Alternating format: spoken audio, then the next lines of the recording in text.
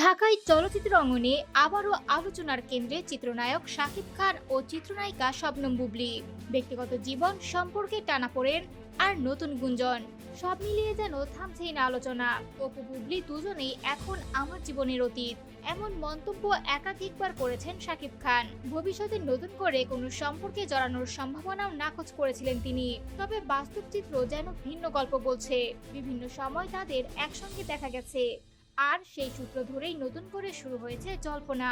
এবার সামনে এসেছে আরো চাঞ্চল্যকর খবর। দ্বিতীয়বারের মতো মা হতে চলেছেন বুবলী। ঘনিষ্ঠ সূত্রের দাবি, বর্তমানে তিনি 5 মাসের অন্তঃসত্ত্বা। অনাগত সন্তানের পিতা শাকিব খান। এমন কথাও ঘুরছে চলচ্চিত্র পাড়ায়। সবকিছু ঠিক থাকলে চলতি বছরের মাঝামাঝি সময়ে জন্ম নিতে পারে তাদের দ্বিতীয় সন্তান। রমজানের শুরুতে বুবলীর যুক্তরাষ্ট্রে যাওয়ার কথাও শোনা যাচ্ছে। তবে এখানেই শেষ নয়।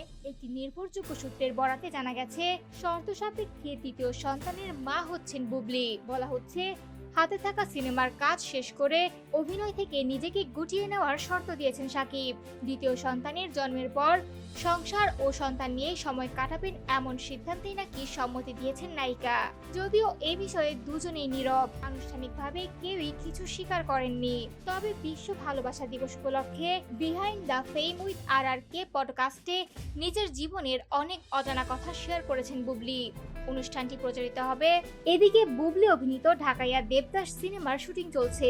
নির্মাতা জাহিদ হোসেনের পরিচালনায় আদর আজাদের বিপরীতে কাজ করলেও রমজানে নায়িকাকে ছাড়াই হবে বাকি অংশের শুটিং।